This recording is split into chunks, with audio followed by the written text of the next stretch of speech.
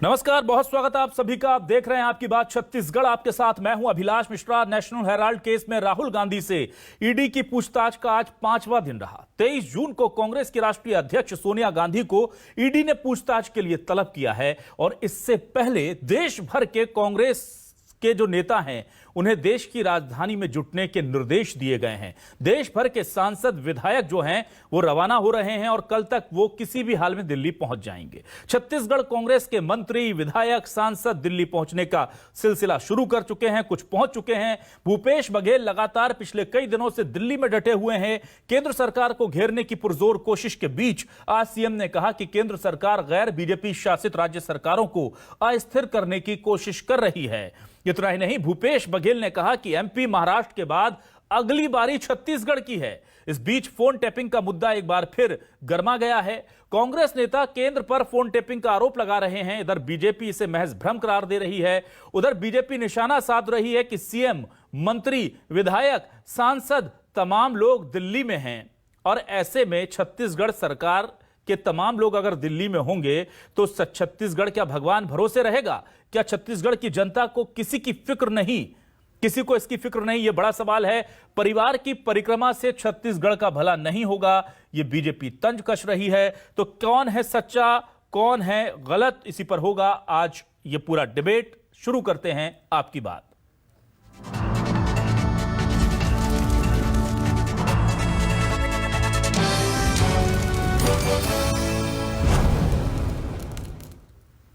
आज सीएम भूपेश बघेल ने दिल्ली में एक बड़ी बात कह दी। बड़ी बात क्या थी? बड़ी बात यह थी कि मध्य प्रदेश में ऑपरेशन लोटस, महाराष्ट्र में जिससे शुरू हुआ है उसे ऑपरेशन लोटस 2.0 कहा जा रहा है, मतलब कि दूसरी किश्त।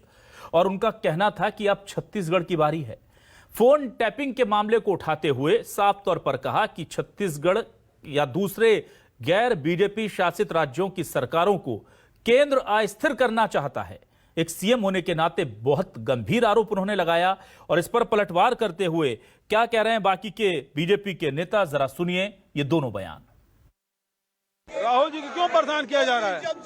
क्योंकि वो किसानों की बात करते हैं, वो नौजवानों की बात करते हैं, वो महंगाई की बात करते हैं, वो बेरोजगारी की बात करते हैं, वो केंद्र सरकार के भ्रष्टाचार की बात करते हैं। और इसलिए उसे नेशनल हेराल्ड में उसको 5 दिन से पूछताछ कर रहे हैं। 5 सवाल है, 5 दिन से सवाल कर रहे हैं। जानकारी मिली है कि छत्तीसगढ़ में भी इलीगल फोन टैपिंग किया जा रहा है। अब अगली बारी छत्तीसगढ़ की है।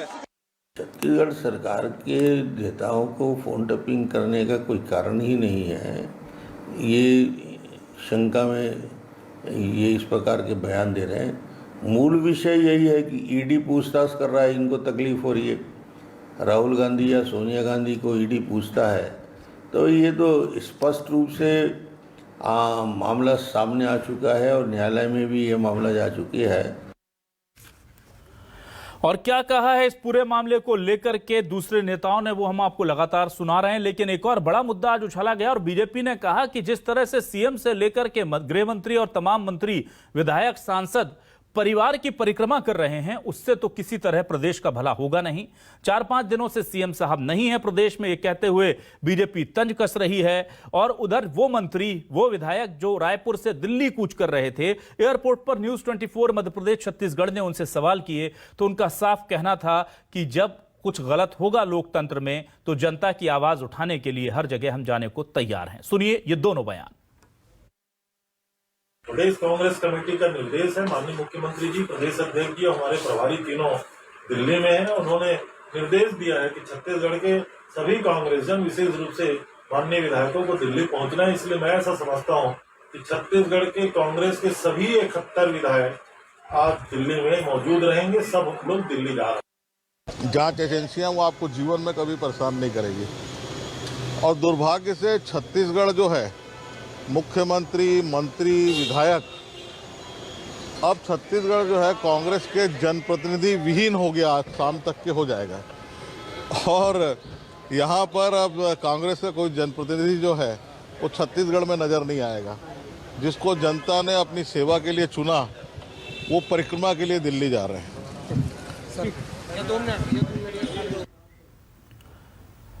तो आइए शुरू करते हैं सवालों का सिलसिला। क्या है न्यूज 24 मध्य प्रदेश छत्तीसगढ़ के आज के सवाल, आपको दिखाते हैं ये सवाल। हमारे सवाल, राहुल की पेशी पर कांग्रेस की अलगार, क्या विरोधियों को टारगेट कर रही है केंद्र सरकार? बड़ा सवाल है। दिल्ली में कांग्रेस के डेरे पर बीजेपी का बयान, परिवार की परिक्रमा से होगा प्रदेश का नुकसान। बार बार दिल्ली कूच करना क्यों जरूरी? बीजेपी बोली सियासी सर्कस है कांग्रेस की मजबूरी। कांग्रेस विधायकों सांसदों के दिल्ली कूच पर घमासान, बिना सरकार कौन रखेगा छत्तीसगढ़ का ध्यान? यह सवाल उठा रही है बीजेपी। काफी हद तक यह सवाल मौजूद भी लगता है, क्योंकि अगर विधायक, सांसद, सीएम, मंत्री तमाम लोग दिल्ली चले जाएंगे तो छत्तीसगढ़ में कहीं कोई दिक्कत ना हो जाए, इसका ख्याल कौन रखेगा? इस पर बातचीत करने के लिए दो खास मेहमान हमारे साथ जुड़ चुके हैं। आइए सीधे रुक कर लेते हैं अपने मेहमानों का। हमारे साथ कांग्रेस से वरिष्ठ नेता मणि वैष्णव जी जुड़े हुए हैं। मणि जी, बहुत स्वागत करता हूं आपका न्यूज 24 मध्य प्रदेश छत्तीसगढ़ के इस खास डिबेट में। और हमारे साथ बीजेपी से जुड़ चुके हैं वरिष्ठ नेता राजीव चक्रवर्ती जी। राजीव जी, आपका भी बहुत बहुत स्वागत है हमारे इस खास डिबेट में। सबसे पहले मैं मणि जी आपके पास आता हूं। बड़ा गंभीर आरोप मणि जी देखिए लग रहा है, तमाम लोग दिल्ली चले जाएंगे। सीएम साहब कई दिनों से दिल्ली में हैं और हम यहां पर मुख्यमंत्री निवास, मुख्यमंत्री ऑफिस से ज्यादा उन्हें दिल्ली की सड़कों पर देख रहे हैं। कभी उन्हें पुलिस रोक लेती है, कभी वो सड़क पर बैठे धरना दे रहे होते हैं। ये ठीक है, पार्टी के प्रति उनका लगाव भी है, लोकतंत्र को बचाने के लिए विपक्ष की आवाज उठाना भी जरूरी है। लेकिन छत्तीसगढ़ का क्या सर? छत्तीसगढ़ से अगर सीएम 5-5, 6-6 दिन नहीं है और अब तमाम मंत्री विधायक भी चले जाएंगे, सांसद चले जाएंगे, तो मौका तो आप दे रहे हैं बीजेपी को सवाल उठाने का। देखिए, भारतीय जनता पार्टी को सत्याग्रह, आंदोलन और आवाज उठाने से हमेशा से दिक्कत रही है। नेशनल हेराल्ड मुद्दे पर राहुल गांधी जी को बार बार परेशान इसीलिए किया जा रहा है क्योंकि राहुल गांधी जी ने 9 संकल्प शिविर के दौरान ये बात कही कि रोजगार यात्रा निकाली जाएगी। मोदी सरकार को बहुत अच्छी तरह पता है कि इन्होंने 2 करोड़ रोजगार की बात की थी, लेकिन रोजगार देने के बजाय इन्होंने कई रोजगार छीन लिए हैं, कई करोड़ों रोजगार छीन लिए हैं। तो उसके लिए रोजगार पदयात्रा निकालने की जब बात हुई तो इन्होंने ईडी में जो है राहुल गांधी जी को परेशान करना शुरू किया। भारतीय जनता पार्टी की सबसे बड़ी समस्या यह है कि नेशनल हेराल्ड जैसी संस्था जब देश के क्रांतिकारियों की आवाज को देश और विश्व भर में पहुंचाती थी, उस समय भारतीय जनता पार्टी के लोग अंग्रेजों के लिए मुखबिरी करते थे। नेशनल हेराल्ड को बचाने के लिए कांग्रेस ने जो प्रयास किए, उससे भारतीय जनता पार्टी की परेशानी है। भारतीय जनता पार्टी को परेशानी इस चीज से है कि राहुल गांधी उनके खिलाफ आवाज क्यों उठाते हैं, वो भू अधिग्रहण कानून के खिलाफ आवाज क्यों उठाते हैं, कृषि कानून के खिलाफ आवाज क्यों उठाते हैं, और उनके साथ साथ भूपेश बघेल क्यों आवाज उठाते हैं, पूरी कांग्रेस क्यों आवाज उठाती है। ठीक तो है। भारतीय जनता पार्टी को सत्याग्रह और आंदोलन से दिक्कत है। भारतीय जनता पार्टी को मैं बताना चाहूंगा, भारतीय जनता पार्टी के नेताओं को बताना चाहूंगा कि यह प्रदेश जितनी अच्छी तरह चल रहा है, पूरे देश में भारतीय जनता पार्टी शासित एक भी राज्य सरकार ऐसी नहीं है जिसकी हैसियत हो कि छत्तीसगढ़ सरकार जैसे राज्य को चला सके। छत्तीसगढ़ सरकार बाकी सभी राज्यों से बहुत बेहतर स्थिति में है। यहाँ बेरोजगारी दर जो है 0.7% है, जो कि पूरे देश की बेरोजगारी दर से बहुत कम है। यहाँ मंदी की मार नहीं है, यहाँ महंगाई बाकी जगह से कम है। तो छत्तीसगढ़ बहुत अच्छी स्थिति में है और शासन प्रशासन बहुत अच्छी तरह से काम कर रहा है। मुख्यमंत्री भूपेश बघेल जी पूरी तरह से नजर बनाए हुए हैं। Got your point. Rajiv ji, ये बताइए कि भूपेश बघेल जी दिल्ली में रहें, विधायक दिल्ली जाएं, सांसद दिल्ली जाएं और जाकर के वहां कोई सियासी अनुक्रम कर भी रहे हैं, तो दिक्कत क्या है? जो नेता दिल्ली में ना जाकर के राज्यों में बैठे हुए हैं, उन बीजेपी शासित राज्यों की बेरोजगारी दर तो कहीं ज्यादा है छत्तीसगढ़ से, और कम से कम इस मामले में तो ये आपसे अपर हैंड ले रहे हैं ना। वो कह रहे हैं कि हम भले दिल्ली में रहें, कहीं रहें, हमारे राज्य में देखिए सबसे कम बेरोजगारी दर है और डबल इंजन की सरकारें जिन राज्यों में है वो हमसे पीछे हैं। तो इस मामले में बीजेपी क्या कहेगी सर? नहीं अभिलाष जी, ये एक शिगुफा है, आधा हकीकत आधा फसाना है। अच्छा अभिलाष जी, मैं आपको बता दूं, एक एक पॉइंट अगर बताऊं कि आप छत्तीसगढ़ में आ जाइए, रायपुर राजधानी में आ जाइए, सड़कों में अभी गड्ढे आपका इंतजार करेंगे। मुख्य सड़कें अंधेरे से पटी पड़ी है, रोज दुर्घटनाएं हो रही है। कानून व्यवस्था को तो ये आलम है साहब की पुलिस के अधिकारी भी, उनके घर के लोग भी निकलते नहीं है बिना सुरक्षा के। आम आदमी तो पूरी तरह से भगवान के भरोसे हैं, या जो मोहल्ले के युवक है वो अगर बाहर खड़े रहते हैं तो अब निकलती माताएं बहनें। आंगनबाड़ी की यह हालत है कि कार्यकर्ताओं को मानदेय नहीं मिल रहा है, रेडी टू ईट जो है ठेके के भरोसे किया गया है, बच्चे कुपोषित हो रहे हैं। इतना अच्छा विकास भगवान ना करे किसी राज्य को दे, इतना अच्छा विकास है कि बच्चे कुपोषित हो रहे हैं, स्कूलों में डेस्क बेंच का अता पता नहीं है, स्कूल सीजन शुरू हो चुका है। तो अगर किसी का बेरोजगारी दूर हुई है तो कांग्रेस पार्टी के रिश्तेदारों की, कांग्रेस के मंत्रियों लेकिन के ये आंकड़े तो केंद्र ने जारी किए ना, कांग्रेस पार्टी के तमाम जो राजीव वर्कर्स जी, हैं उनकी। ये आंकड़े तो केंद्र ने जारी किए और नहीं, केंद्र ने ही स्वच्छता में नंबर 1 दिया छत्तीसगढ़ को। नहीं, केंद्र कोई ने ही केंद्र का नहीं। केंद्र ने ही मनरेगा में नहीं, सबसे अच्छा जो काम करने के लिए मैकेनिज्म दिल्ली में रहता अवार्ड है, दिया था। अविनाश जी, नहीं वो मैकेनिज्म है, वो राज्य सरकार का कोई रोल नहीं है। वो मैकेनिज्म होता है किस प्रकार से हमने काम रोलर रोस्टर वेस्ट पे दे दिया, वो काम उन तक पहुंच गया। अब देखेंगे अभी खेती का सीजन आएगा, इन्होंने अभी तक वो रिक्विजिशन ही नहीं भेजा, कितने यूरिया और कितने की जरूरत है बोल रहे हैं। इनका मार्केट अभी तक सोया हुआ है। अभी यूरिया की किल्लत, अभी गोबर खाद के लिए किसानों को जोर दिया जा रहा है कि भैया गोबर खाद को आपको लेना ही पड़ेगा, तब हम यूरिया देंगे, डीएपी देंगे, एनडीएफ देंगे। तो जितने तमाम कृषि के उपक्रम नहीं दे रहे हैं, तो इतनी बदतर स्थिति में कभी भूपेश बघेल जी अपने कुर्सी बचाने के लिए दिल्ली में डेरा डाल देते हैं, कभी सिंहदेव जी डेरा डाल देते हैं। अब तो पूरा का पूरा कांग्रेस का कुनबा, पूरा कुनबा दिल्ली में बैठा हुआ, पराक्रम को छोड़ कि वो पराक्रम करते, युति करते कि किस प्रकार से बच्चों को डेस्क बेंच मिले, पुस्तकें मिले, ये सब छोड़कर स्वास्थ्य सुविधाओं का हाल बेहाल है। पूरा छत्तीसगढ़ का स्वास्थ्य सुविधा वेंटिलेटर पे है, ऑक्सीजन में था अभी 1 साल पहले, अभी तो वेंटिलेटर पे है। तो ये स्थिति में पूरी सरकार दिल्ली में जो है वो घूम रही, परिक्रमा, गणेश परिक्रमा कर रही है। तो छत्तीसगढ़ के लोग तो इसके बाद घूमेंगे कि हमारे जो सत्ताधारी विधायक वो कहां हो गए, गायब हो गए। मणि जी, पराक्रम करने के लिए जनता ने चुना था। ठीक है राजीव जी, आऊंगा आपके पास। मणि जी, पराक्रम करने के लिए जनता ने चुना था और आप परिवार की परिक्रमा कर रहे हैं, ये सीधा आरोप लगा रहे हैं। मेरा सवाल यह है कि राहुल गांधी जी को अगर टारगेट किया जा रहा है तो उन्हें बचाने के लिए भूपेश बघेल जी गए थे। अब नया शगुफा यह हो गया है कि महाराष्ट्र की सरकार को भी बचाना है, और उस पर नया शगुफा आज यह हुआ, या नया आज खतरा यह दिखा कि खुद सीएम बघेल दिल्ली की सड़क पर बैठकर कह रहे हैं कि अगला नंबर छत्तीसगढ़ सरकार का है। तो अकेले बघेल जी अब किस किस को बचा लेंगे सर, मुझे बताइए। राहुल गांधी को देखें, महाराष्ट्र की सरकार को संभालें, या छत्तीसगढ़ में अपनी सरकार को संभालें? क्या आपको लग नहीं रहा है कि बहुत ज्यादा वर्कलोड हो रहा है ऐसे में सीएम बघेल साहब के पास? देखिए, न तो भूपेश बघेल जी अकेले हैं, न राहुल गांधी अकेले हैं। हमारे जैसे लाखों कार्यकर्ता, करोड़ों कार्यकर्ता राहुल जी के साथ हैं, भूपेश बघेल जी के साथ हैं।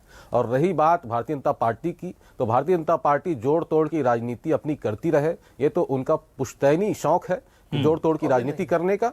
तो हम जो है भारतीय जनता पार्टी के सामने हमेशा खड़े हैं, छाती ठोक कर खड़े हैं, और जनता हमारे साथ है। जनता ने हमें चुना है, जनता ने हमें अगर कहीं चुना है तो बिल्कुल हम जनता ने जो हमें चुना है उसका साथ निभाएंगे। और रही बात, आज भूपेश बघेल जी ने जो बात कही, फोन टेपिंग की, तो वो बात बिल्कुल सही है, मैं उससे बिल्कुल सहमत हूं। जब भारतीय जनता पार्टी की सरकार थी छत्तीसगढ़ में, तो यहां भी इजराइल की एजेंसी आई थी जो यहां बैठक करके गई थी, और यहां 1400 लोगों की फोन टेपिंग हुई थी। और कुछ दिन पहले ही जो पेगासस वाली बात आई थी, पेगासस जो सॉफ्टवेयर है उसके द्वारा जासूसी करने की बात आई कि न्यूयॉर्क टाइम्स ने उसका खुलासा किया था। तो भारतीय जनता पार्टी जासूसी करती है, दमन करती है, जासूसी के द्वारा जो सूचनाएं उनके पास होती है उनका दुरुपयोग करती है, दबाव बनाने का प्रयास करती है, सत्ता बचाने के लिए और सत्ता पर बने रहने के लिए ये अपने विशेषाधिकारों का दुरुपयोग करती है। यह बात किसी से छुपी नहीं है। लेकिन कांग्रेस किसी से डरती नहीं है। कांग्रेस अंग्रेजों से भी लड़ी थी और भारतीय जनता पार्टी से भी लड़ेगी।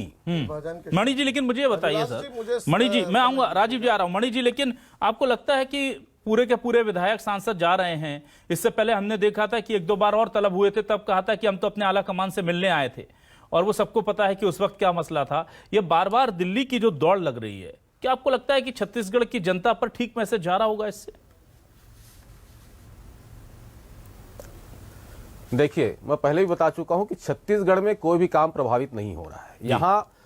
यहाँ सर्वाधिक समर्थन मूल्य धान का यहाँ दिया जा रहा है। यहाँ 52 वनोपज खरीदे जा रहे हैं लगातार, उसमें कहीं कोई बाधा नहीं आ रही है। जनता का काम लगातार हो रहा है, किसान यहाँ उन्नत हो रहा है, तो यहाँ कोई समस्या की बात नहीं है। और रही बात दिल्ली जाने की, तो मैं आपको बताना चाहूंगा कि राहुल गांधी इस देश की आवाज है, पार्टी की आवाज है, हमारे नेता है। केवल छत्तीसगढ़ नहीं, पूरे देश से अगर जरूरत होगी तो पूरे देश से एक एक कार्यकर्ता जाकर दिल्ली में बैठेगा, राहुल गांधी जी के साथ खड़ा होगा। और राहुल गांधी जी के साथ खड़ा इसलिए होगा क्योंकि राहुल गांधी इस देश की आवाज है, और हर अन्याय के खिलाफ वो आवाज उठाते हैं और सबसे पहले आवाज उठाते हैं। भारतीय जनता पार्टी की जब सरकार बनी केंद्र में, तो भारतीय जनता पार्टी ने सबसे पहले भू अधिग्रहण कानून को छेड़ने का प्रयास किया और अपने उद्योगपति मित्रों की को भूमि को देने का प्रयास किया, किसानों की भूमि को देने का प्रयास किया, तो उसके लिए सर्वप्रथम राहुल गांधी जी ने आवाज उठाया। कृषि कानून जब इन्होंने बनाया तो उसके लिए भी संसद में सबसे पहले राहुल गांधी जी ने आवाज उठाया। तो इसलिए राहुल गांधी के साथ खड़े रहना जरूरी है और केवल कांग्रेस नहीं, देश के एक एक व्यक्ति को उनके साथ खड़े होना चाहिए। ठीक है राजीव जी, मुझे यह बताइए कि फोन टेपिंग का बड़ा गंभीर आरोप पहले भी लग रहा था और महाराष्ट्र में जो सब कुछ शुरू हुआ तो एक बार फिर से इन आरोपों में तेज धार आ गई है।